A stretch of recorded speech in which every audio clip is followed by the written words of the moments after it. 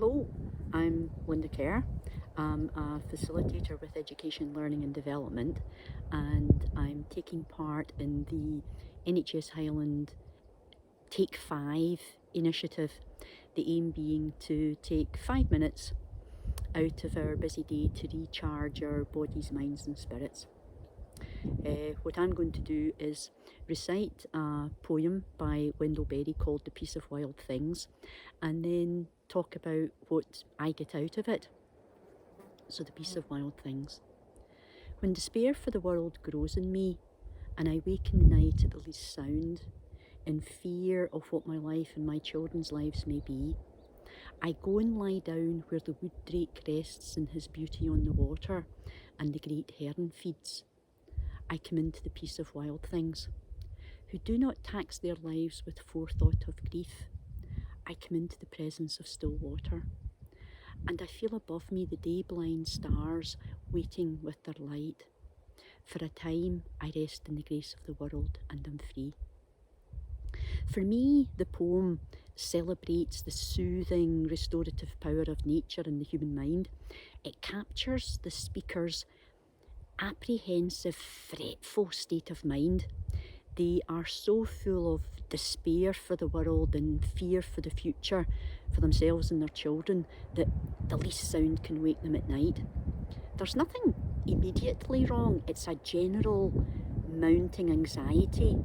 And I think many of us will be able to identify with that sense of dread when our minds run away with us in the wee small hours and fear jolts us awake.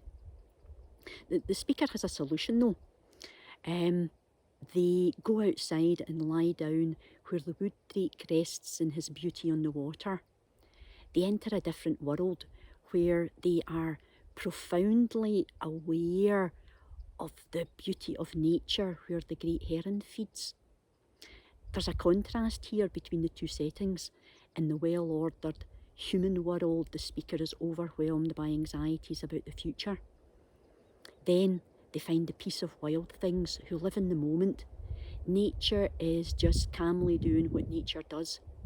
Nature doesn't engage in the same intense forethought that humans do. This is the main quality that separates animals and birds from us humans. Nature exists fully in the present, not in fear of the future. And we humans need to learn from that. The speaker has stepped into this other world that is altogether more peaceful than their world. They found the presence of still water. Nature has a kind of presence that might feel like a divine being to some, restoring the soul, the spirit and the state of mind. And the speaker widens the scene. They now become aware of the day-blind stars shining above them. The speaker doesn't say that they look at the stars, but they feel the stars' presence, and the stars are waiting for the dark so that their light can shine. The stars are there to guide and comfort us in the darkness of the night. The stars are in the right place and everything is in order. This gives a sense of security. The peace that the speaker finds is a real one. It's also temporary. The freedom that they experience in the grace of the world is just for a time. Even for that moment though, nature grounds the speaker, settling their spirit.